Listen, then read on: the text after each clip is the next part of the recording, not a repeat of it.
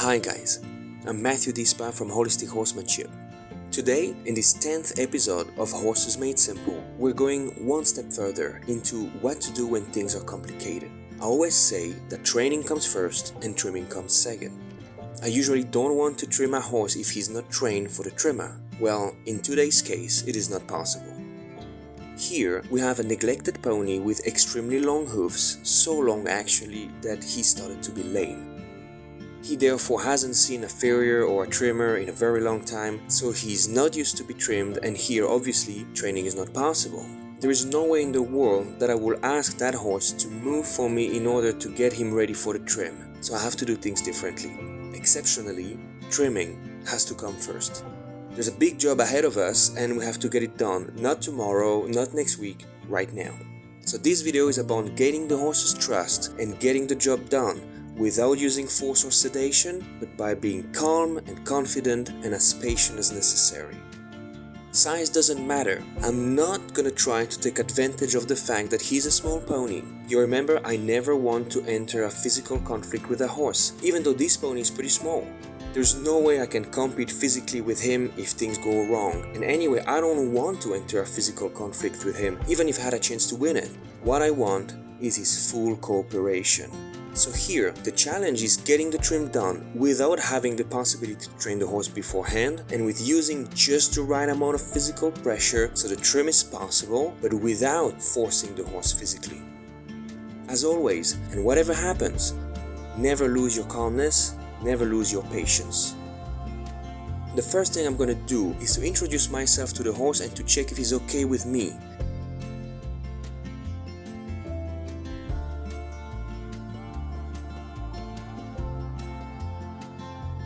I let him sniff me first, he's okay with that, then I can touch him without problem on one side, good.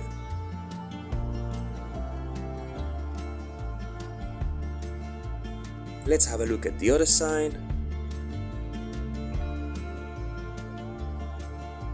Here he hesitates for a second, so I only touch his shoulder, then I back off. I start again by allowing him to sniff my hand again. In other words, it's like I'm asking his permission to approach. Then I proceed to touch his back and hindquarters, and he's confident and not scared of me, which is going to make things way easier. Next step, I want to find out how easily I can actually pick up his feet. First, I only pick his foot for a second and give it back to him. Second, I'll see if I can hold his foot for just a few seconds longer, just the time to take a picture, and I give it back to him. The message that I want to send him is that he will always get his foot back, even though I might hold it longer as I go through the trim. Right there, I'm really happy to see that he's completely okay with that, calm and relaxed. That's great news. It means that at this stage, I feel confident moving right away to the next stage, which is cleaning his foot. If he was not okay with that, I would just go back to the previous step, picking his foot and holding it for a few seconds and giving back to him. But I was right, he seems fine with me cleaning his feet, so I'm not gonna waste time and I'll get the job done right away. I like to take the time to check that the horse is okay every step of the way. It makes it easier for him, and if anything goes wrong, I can always go back to the step the horse was okay with. And most importantly, I want at all times to let the horse know that what I'm going to ask of him is easy and that whatever happens, he won't get hurt. So here, I can proceed with trimming his feet. A big job which is very much needed, and he's okay with everything I do. Amazing.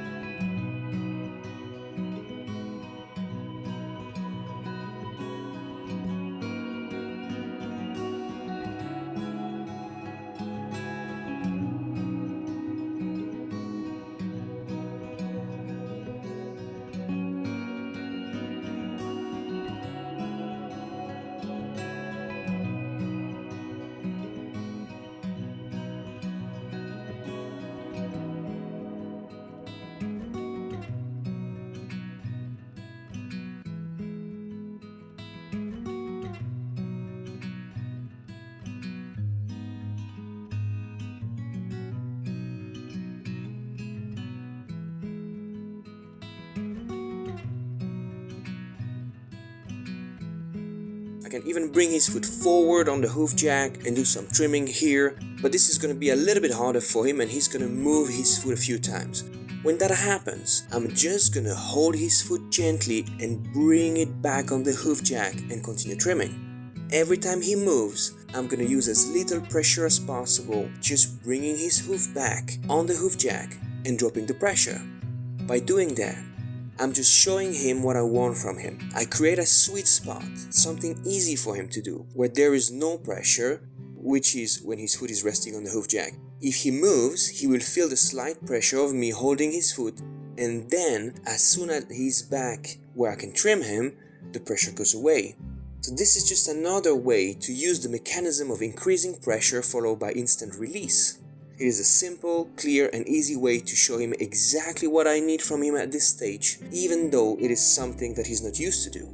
And I find it surprising sometimes how quickly horses understand what we want from them when we use this method. At this stage, I feel like the cooperation is so good that I can just proceed and do the full trim on him. I'll do everything step by step, giving him plenty of breaks, making sure all this is as easy as possible for him, using just the right amount of pressure followed by instant release whenever I feel like he needs to understand what I want from him. And as always, I need the confidence to pick up his feet, bring them where I need them so I can trim them and get the job done, but always calm and as gentle as possible, so it is a good experience for the horse, one that he's going to remember as something positive, so things should get easier and easier in the future.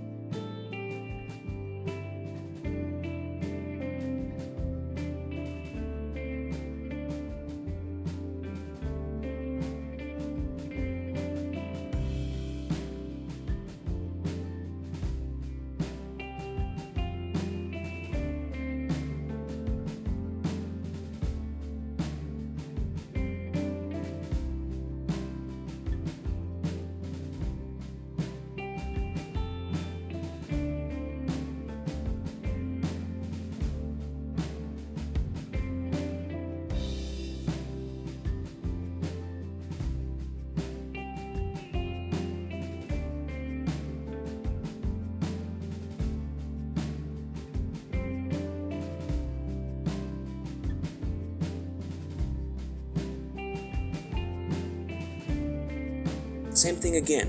When I bring his foot forward, he's gonna move, so I'll try to help him as much as possible here. I'll place the hoof jack in the best position for him and I'll hold his foot gently, not getting upset about him moving, and I'll patiently bring his hoof back where I need it so we can finish the trim, which is again very much needed in this case. I find it so important to be in the right state of mind, whatever happens. Even though the horse moves, even though he might make it difficult for me to trim him, I'll always stay calm and confident, never giving up and using extreme patience if needed in order to both get the job done and give the horse the best experience possible. I believe horses find out who we are extremely fast, sometimes instantly, by constantly reading our body language, but on top of that, they do it so precisely that they can also feel what we feel inside. In other words, they can feel if we're calm or angry, confident or scared, because they have the ability to read us with the most acute precision. That is why I use body language to communicate with the horse that I'm not a predator, that I'm not here to hurt him. Yes, I'm confident. I know exactly what I want from him at any point, and I'm gonna ask certain things of him to get the job done. But I'll always be calm and gentle. I'll make sure I have his full cooperation all along the way, and I'll always make it as easy as possible for him. In this series, I'm focusing only on horsemanship, so I'm not gonna talk about the trimming itself. There will be a lot of things to talk about. Barefoot trimming will be the focus of another series, as well as an online course called Hooves Made Simple, coming out soon. Make sure you subscribe to be kept updated.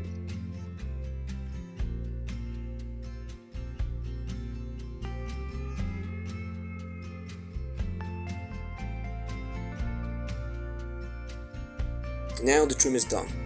The only thing I'm gonna say here is that this is just the first trim. It is an emergency trim and only the beginning of a long process to rehab this horse's hoofs, but right away I'm told that the horse looks way more comfortable already. His hooves were so long and painful that just this initial trim has taken away his lameness. That makes me incredibly happy, and that shows how needed the trim was. So obviously in cases like this one, the trim is an emergency and comes before training. Finally, I want to say that I believe horses know when I'm trying to help them. They are extremely clever and can easily figure out that if the process of trimming their hoofs helps them feel better on their feet, they will know I was there to help. And that will make the next trim easier, it will boost our cooperation, and it will give us an even better relationship in the future. By building a relationship on respect and trust right from the first trim, by giving the horse the best experience possible without sedating him or abusing him, but by making sure that we gain his cooperation every step of the way, and by making him feeling better on his feet and allowing him to now move more comfortably, I'm sure that this horse knows that I'm here to help him and create a beautiful, respectful relationship where both partners are winning. I hope that helps. Let me know what you think in the comments below. Like, share and subscribe. I'll see you guys in the next episode of Horses Made Simple.